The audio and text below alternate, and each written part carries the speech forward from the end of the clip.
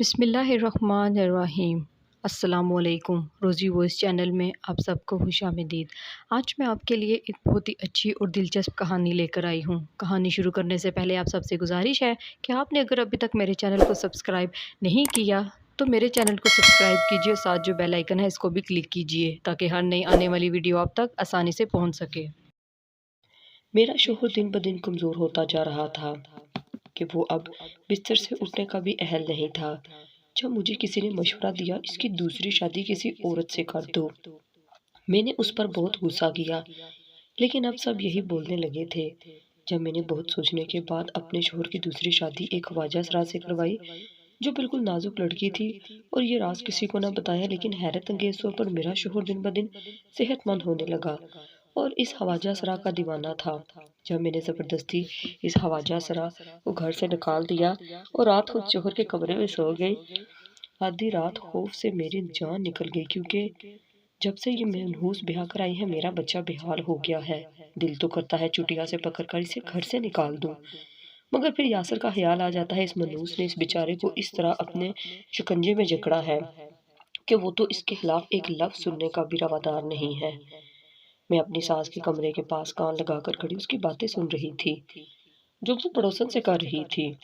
شگفتہ aunty بولی، ناصرہ تم یاسر کی دوسری شادی کر دو، اس طرح اس کے سر سے مناحل کا بھوت اتر جائے گا، تب تم اس کو اپنے گھر سے نکال دینا۔ تم نے سو آنے کی بات کی ہے، میرے بھائی کی بہو بھی جیسے ہی بیاہ کر گھر آئی تو ان کے گھر کے حالات بہت خراب ہو گئے تھے۔ بھابی نے ایک پل نہیں لگایا اور ہاتھ سے پکڑ کر اس لڑکی کو گھر سے نکال دیا۔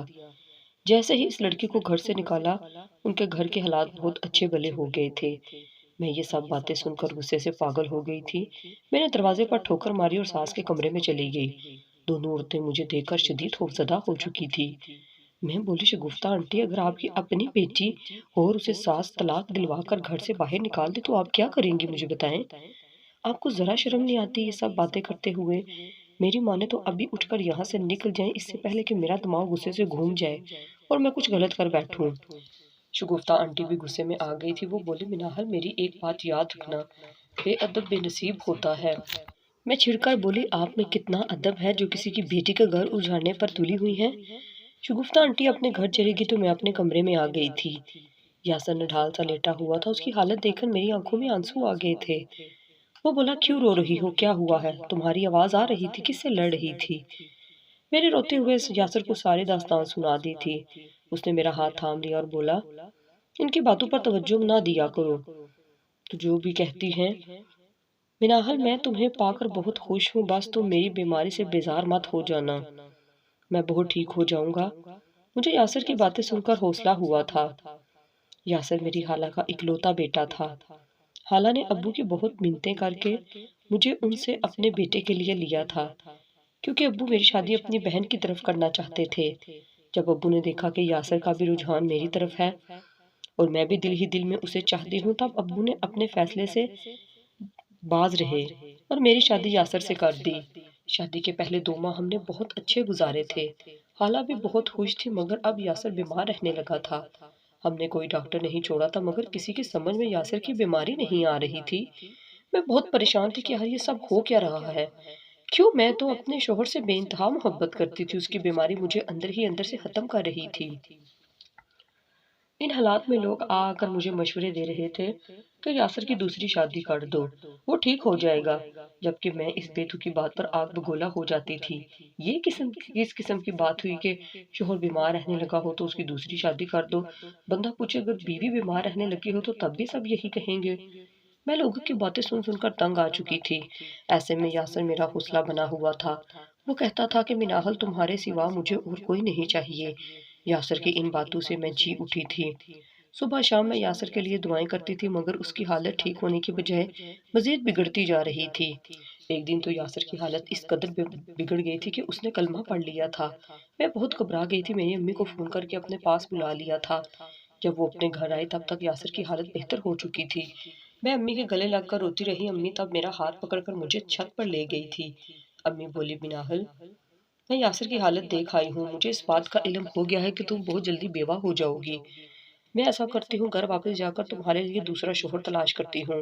تم جانتی ہو کہ بیوہ عورتوں کو شوہر جلدی سے نہیں ملا کرتے۔ ابھی سے ڈھونڈوں گی تو تمہاری عدت پوری ہونے تک کوئی نہ کوئی مل ہی جائے گا۔ میں امی کی باتیں سن کر بہت حیران رہ گئی تھی۔ میں صدمے سے بولی، امی آپ اتنی صفا کیسے ہو سکتی ہیں؟ جانتی ہیں نا میں کتنی محبت کرتی ہوں یاسر سے۔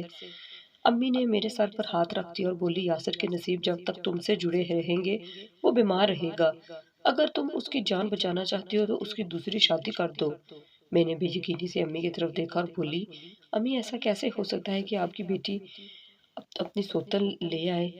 امی بولی، مناحل میں جب تمہاری عمر کی تھی نا تو مجھے بطخیں رکھنے کا بہت شوق تھا، مگر میری ساری بطخیں مر جایا کرتی تھی۔ میں اتنا روتی تھی کوئی حد نہیں، کیونکہ میری بطخیں تو مر جایا کرتی تھی نا، میری پڑوسن کی بچ جایا کرتی تھی۔ میں ایک دن اپنی بطخ کے مرنے پر رو رہی تھی، جب ایک فقیر ہماری گلی میں آیا۔ اس نے رونے کا سبب پوچھا تو میں نے سارا ماجرا سنا دیا۔ بولا، تمہاری قسمت میں بطخیں نہیں ہیں، تم یوں کرو کو اپنی بطخوں کو اپنی پڑوسن کے نام لگا دو۔ اسے جب ضرورت ہوئی، جب اس کا دل چاہے وہ تمہاری بطخ پر بھی ہاتھ رکھے، تم اسے دے دیا کرو، یوں تمام بطخیں بچ جائیں گی۔ میں نے ایسا ہی کیا تو دل دکھا تھا اپنی ملکیت کسی اور کو دیتے ہوئے، مگر یقین مانو میری زندگی میں آرام آ گیا تھا۔ شاید یاسر تمہاری قسمت میں ہی نہیں ہے، تم اسے کسی اور کو سونپ دو جیسے میں نے کیا تھا۔ مجھے امی کی یہ بات، عجیب سی تھیوری، بالکل بھی نہیں اچھی لگی تھی۔ میں چپ کر کے وہاں سے اٹھ گئی تھی۔ بھلا یہ کیا بات ہوئی کہ ایک شخص آپ کو مل جائے لیکن وہ آپ کے نصیب میں نہ ہو؟ میں نے سر جھٹک دیا تھا۔ میں جیسے ہی کمرے میں آئی، یاسر کی طبیعت پھر سے بگڑ گئی تھی۔ اس کی آنکھیں بے نور ہو چکی تھی۔ اس کی یہ حالت دیکھ کر مجھے لگا کہ شاید امی جو کہہ رہی ہیں وہ ٹھیک ہی ہو، اس لیے میں نے ارادہ کر لیا کہ یاسر کی دوسری شادی کر دوں گی۔ ابھی میرے دل میں ہی یہ ارادہ کیا تھا کہ اس کی حالت ایک دم سے سنبھل گئی تھی۔ مجھے اب یقین ہو گیا تھا کہ شاید امی اور اس عمر کی دوسری عورتیں ٹھیک ہی کہتی ہیں۔ ہماری نسل لاجک ڈھونڈتی ہے ہر چیز میں، مگر کچھ چیزیں ہماری لاجک سے بھی زیادہ اوپر ہوتی ہیں۔ امی اپنے گھر واپس چلی گئی تھی۔ اب میں نے گھر میں کسی کو بھی اپنا ارادہ ظاہر نہیں کیا تھا اور اب چپکے سے یاسر کی دلہن ڈھونڈنے لگی تھی۔ مجھے کوئی غریب مسکین سی لڑکی چاہیے تھی جو مجھ سے دب کر رہتی اور یاسر کو مجھ سے چھیننے کی کوشش نہ کرتی۔ میں یاسر کا رشتہ ڈھونڈنے میں مصروف تھی اور ان دنوں میں یاسر بہت اچھا بھلا ہو گیا تھا، ہٹا کٹا ہو گیا تھا۔ یہ سب دیکھ کر میرا دل بہت دکھ جاتا تھا۔ اگر وہ میرے نصیب میں ہی نہیں تھا تو مجھے ملا ہی کیوں تھا؟ مجھے میرے مطلب کی لڑکی ابھی تک نہیں ملی تھی۔ میں ان سب حالات سے بہت گھبرا گئی تھی، اس لیے اپنا دل بہلانے کو شاپنگ کے لیے بازار چلی گئی۔ میں ایک دکان سے ڈھیر کپڑے خرید کر ابھی باہر ہی نکلی تھی کہ میری نظر ایک کم سی عمر لڑکی پر پڑی۔ وہ اتنی خوبصورت تھی کہ میں اس کا حسن دیکھ کر دھنگ رہ گیا تھا، مگر مجھے جس چیز نے متوجہ کیا تھا وہ یہی تھی کہ وہ لڑکی رو رہی تھی اور شدید گھبرائی ہوئی تھی۔ میں جلدی سے اس کے پاس چلی گئی اور بولی، کیا بات ہے، تم کیوں رو رہی ہو؟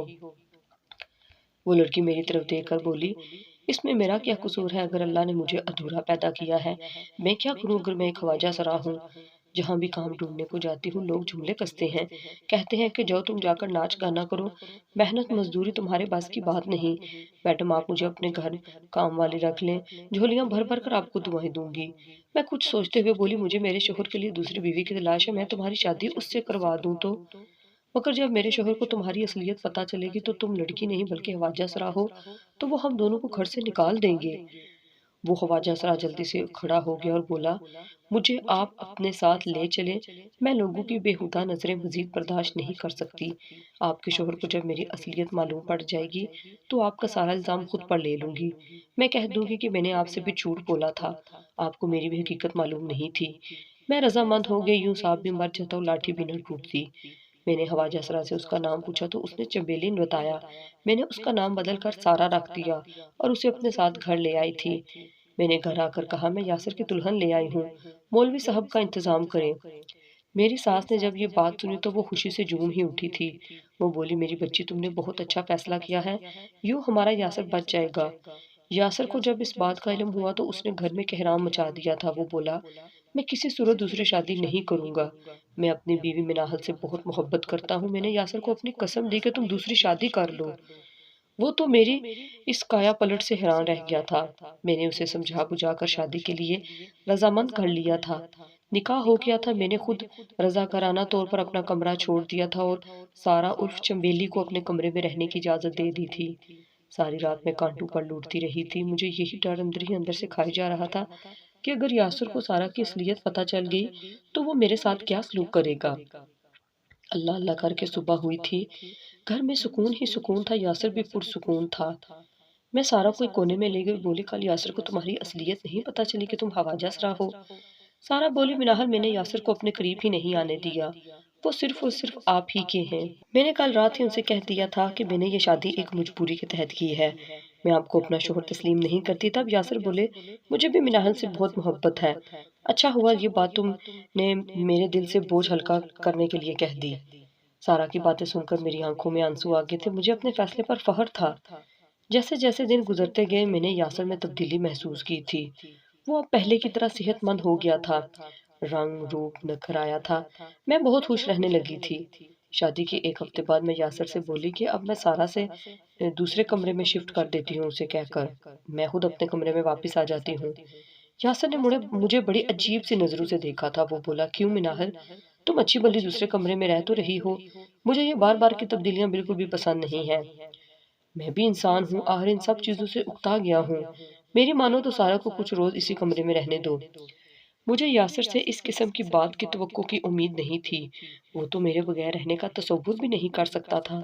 خیر مجھے یہی لگا کہ وہ دوسری شادی کروانے پر مجھ سے خفا ہے، اس لیے میں نے سوچا کہ میں یاسر کو منا لوں گی، تب اس کے کمرے میں شفٹ ہو جاؤں گی۔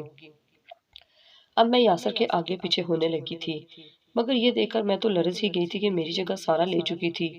یاسر ہر چھوٹی سے چھوٹی چیز کے لیے سارا کو آواز دے رہا تھا، نہ جانے میں پہلے کس غفلت میں کھوئی ہوئی تھی جو یہ سب محسوس ہی نہ کر سکی تھی۔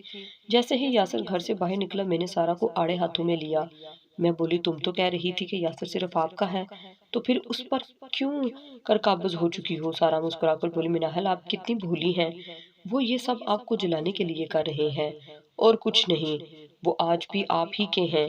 مناہل کی باتیں سن کر مجھے کچھ سکون سا ہو گیا تھا، مجھے ہنسی آ گئی، میں بلا وجہ دل میں وہم ڈال کر بیٹھی ہوں، بھلا یاسر ایک خواجہ سرا سے کیوں کر منحوس ہوں گے۔ میں شام کے وقت چھت پر چلی گئی تھی، تب مجھے یاسر کی بائک کی آواز سنائی دی، میں چھت سے ہی اس کو آتے دیکھنے لگی تھی۔ یاسر گھر آیا تو اس نے ارد گرد نظریں دوڑائی، جب اسے گھر میں کوئی نظر آیا تو اس نے پھولوں کے بکا اور بے تحاشا فروٹ سارا کے ہاتھ میں پکڑا دیے تھے۔ سارا بھی جلدی سے وہ تمام چیزیں لے کر کمرے میں چلی گئی تھی۔ اگر یاسر یہ سب کچھ مجھے جلانے کے لیے کر رہا تھا تو وہ یہ ساری چیزیں اسے میرے سامنے دینا یقیناً بہت کچھ ہو رہی تھی۔ میں نے دل میں تہیہ کر لیا تھا کہ اب مزید میں اس چبیلی کے ہاتھوں پاگل نہیں بنوں گی، اس لیے جو ہی رات ہوئی میں نے اس کا ہاتھ پکڑ کر اسے گھر سے نکال دیا تھا اور خود رات کے اندھیرے میں یاسر کے کمرے میں چلی گئی تھی۔ مجھے اپنے کمرے میں واپس آ کر بہت سکون مل رہا تھا، میں چپ چاپ جا کر بیڈ پر لیٹ گئی تھی، تب یاسر کی آواز میرے کانٹوں سے ٹکرائی تھی، وہ مجھے سارا سمجھ رہا تھا۔ کہنے لگا سارا جب ہمارا بیٹا پیدا ہو جائے گا تو میں مناہل کو گھر سے نکال دوں گا، پھر میں تم اور ہمارا بچہ اور امی اس گھر میں رہیں گے۔ میں تو چاہتا ہوں کہ مناہل کو آج ہی گھر سے نکال دوں، مگر اس کی بددعا سے ڈرتا ہوں، اگر ہمارے بچے کو اس کی بددعا لگ گئی تو میں کیا کروں گا؟ سارا سارا لگتا ہے سو گئی ہو، میں بھی سو جاتا ہوں۔ یاسر باتیں کر کے سو گیا تھا جبکہ میری سانس گھٹنے لگا تھا۔ یاسر کے خراٹوں کی آواز کمرے میں گونجنے لگی تو میں اٹھ کر باہر چلی گئی، میں نے گھر کا دروازہ کھول دیا تھا۔ سارا جلدی سے گھر میں داخل ہو چکی تھی، میں نے اس سے کوئی بات نہیں کی تھی، نہ ہی اس سے کوئی سوال جواب کیا تھا۔ میں اپنے کمرے میں جا کر بیٹھ گئی تھی، میرے ساتھ بہت بڑا مذاق ہو گیا تھا۔ مجھے ابھی تک یاسر کے الفاظ پر یقین نہیں آ رہا تھا کہ وہ مجھے اس گھر سے نکالنے کا سوچے بیٹھا ہے۔ میں نے خود کو ڈھیٹ بنا لیا تھا، سوچا جس دن یاسر گھر سے نکالے گا اسی دن نکلوں گی یہاں سے۔ یاسر اب بالکل تندرست ہو گیا تھا، سارا بھی موٹی ہو گئی تھی، بھلا یہ کیسے ممکن ہے کہ ایک خواجہ سرا ماں بننے والا ہو؟ یقیناً کوئی اور بات ہی تھی جس سے میں ناواقف تھی۔ میں اپنے سوچوں میں مگن بیٹھی تھی جب مجھے باہر سے چیخنے کی آواز سنائی دی۔ میں بھاگ کر باہر نکلی تو سارا بھاگتی جا رہی تھی، روتی جا رہی تھی، میں پریشان سی اس کو دیکھتی جا رہی تھی، میری ساس بھاگ رہی، بولی کیا بات ہے، کیا ہوا سارا؟ سارا روتے ہوئے بولی یہ مجھے مار دے گا، اس کا ہاتھ فضا کی جانب تھا۔ میری ساس بولی مگر یہاں تو کوئی نہیں ہے، وہ بار بار اصرار کر رہی تھی کہ یہاں پر کوئی ہے۔ میں اس کے اس ڈرامے سے تنگ آ کر واپس کمرے میں چلی گئی تھی، مگر جس چیز کو میں ڈرامہ سمجھ رہی تھی وہ ڈرامہ نہیں تھا، کیونکہ اب اکثر سارا بیٹھے بیٹھے ڈر جاتی تھی، کئی بار تو اس نے خود کو نقصان پہنچانے کی بھی کوشش کی تھی۔ میری ساس میری طرف دیکھ کر کہتی، یاسر اس منحوس کو طلاق دے دو، اسی کی نظر لگ گئی ہے، سارا کو تب بھی وہ ایسا کرتی ہے۔ یاسر میری طرف دیکھ کر بولا، امی میں بھی کچھ ایسا ہی سوچ رہا ہوں۔ میں اپنے کانوں پر یقین نہیں کر پا رہی تھی، یاسر میرے منہ پر یہ سب کیسے کہہ سکتے تھے؟ میں آگے بڑھی اور بولی، یاسر تم مجھے گھر سے نکالو گے، میرے بغیر تو تمہیں ایک پل بھی چین نہیں پڑتا تھا۔ یاسر رکھائی سے بولا، وہ وقت گزر چکا ہے، میرا دل سو کر چیوں میں بٹ گیا تھا، میں نے سوچ لیا تھا کہ میں یہ گھر چھوڑ کر چلی جاؤں گی۔ اگلے صبح میری ساس نے کسی پیر کو اپنے گھر بلایا تھا تاکہ وہ سارا پر دم کر دیں اور اس کی حالت بہتر ہو جائے۔ میں بھی اپنا سامان پیک کرتی رہی جب باہر سے چیخنے کی آواز سنائی دی۔ ایسا لگتا تھا جیسے کوئی بہت زیادہ اذیت میں ہے۔ میں بھاگ کر باہر نکلی تو دیکھا کہ سارا بھاگ کر باہر نکلی تھی، گیٹ کے پاس جا رہی تھی۔ میں اور میری ساس بھی اس کے پیچھے ہی بھاگ گئے تھے۔ وہ بار بار کسی کو روک رہی تھی، وہ کہہ رہی تھی کہ رک جاؤ رک جاؤ، میرے یاسر کو نقصان نہیں پہنچانا۔ ایسے کرتے کرتے اس کی ٹکر ایک تیز رفتار گاڑی سے ہو گئی تھی، وہ سڑک پر خون میں لت پت پڑی تھی۔ آس پاس کے لوگوں نے جلدی سے ایمبولینس کو کال کر کے بلایا تھا۔ سارا کو ہم ہسپتال لے آئے تھے، اس کا آپریشن ہو رہا تھا۔ میری ساس نے پیر صاحب کو ہسپتال میں ہی بلا لیا تھا۔ میں، میری ساس اور یاسر کینٹین میں پیر صاحب کے سامنے بیٹھے تھے۔ پیر صاحب بولے، یہ لڑکی شیطانی قوتوں کے زیر اثر ہے، کیونکہ اس نے یاسر تم پر کالا جادو کروایا تھا۔ میرے حساب میں یہ آیا ہے کہ اس لڑکی نے تمہیں چند برس پہلے کہیں دیکھا تھا، تب یہ تم پر فدا ہو گئی تھی۔ اس نے تمہیں اپنی طرف متوجہ کرنے کی کوشش کی، مگر تب تم کسی اور سے محبت کرتے تھے۔ تم نے اپنی محبت سے شادی کر لی اور زندگی میں آگے بڑھ گئے، مگر یہ لڑکی آگے نہ بڑھ سکی اور تمہیں حاصل کرنے کے سپنے دیکھتی رہی۔ اس سے کچھ اور نہ بن پڑا تو اس نے تم پر کالا جادو کروا دیا تاکہ تمہاری صحت دن بدن بگڑتی رہے اور حالات تمہاری دوسری شادی تک آن پہنچے۔ جیسا اس نے چاہا ویسا ہی ہوا، تم بیمار رہنے لگے۔ تمہاری بیوی نے لوگوں کے دباؤ میں آ کر تمہاری شادی اس سے دھوکے میں کر دی کہ شاید وہ خواجہ سرا ہے، مگر وہ تو لڑکی تھی۔ شادی کے بعد تم ٹھیک ہو گئے۔ اس کالے جادو میں جو شیطانی روحیں استعمال ہوئی تھی ان کا کام ختم ہو گیا تو اس لڑکی کو ہی ستانے لگی تھی۔ ایسا ہی ہوتا ہے کہ جب کالے جادو کا کام مکمل ہو جاتا ہے تو پھر شیطانی روحیں آزاد ہو جاتی ہیں، ان کے پاس کچھ کرنے کو نہیں ہوتا تو پھر وہ کالا جادو کروانے والوں کو ہی اپنا ٹارگٹ بنا لیتی ہیں۔ انہوں نے اس کو ٹارگٹ بنایا اور اسی کی ذہنی حالت بگڑ گئی، اسی لیے یہ ایسی بہکی بہکی باتیں کرتی رہی۔ مجھے امید ہے کہ یاسر اپنی پہلی بیوی سے بھی نفرت کا اظہار کیا ہوگا آپ نے، یہ سب بھی اس نے محض جادو کے زیر اثر ہی کیا ہوگا۔ بیٹی تم اپنے شوہر سے بدگمان مت ہونا۔ ہم تینوں یہ سب باتیں سن کر حیران پریشان ہو گئے تھے۔ واپس ہسپتال پہنچنے لگے، ڈاکٹرز نے بتایا کہ ماں اور بچہ دونوں ہی انتقال کر گئے ہیں۔ ہمارے گھر میں عجیب وحشت زدہ ماحول تھا۔ یاسر بہت بدل گیا تھا، خیر میں اب ہر وقت گھر میں 4 کل آیت الکرسی اور قرآن پاک پڑھتی رہی۔ اب چیزیں معمول پر آنے لگی ہیں، یاسر کی آنکھوں سے سارا کی پٹی بھی اترنے لگی ہے، حالانکہ رویہ بھی مجھ سے اچھا ہو گیا ہے۔ شکر کیا کہ مشکل کے دن کٹ چکے تھے، اب ہم خوشحالی کی طرف آنے والے تھے۔ اللہ نے مجھے ایک بیٹی اور بیٹے سے نوازا تھا اور ہم اب خوشحال زندگی بسر کرنے لگے تھے۔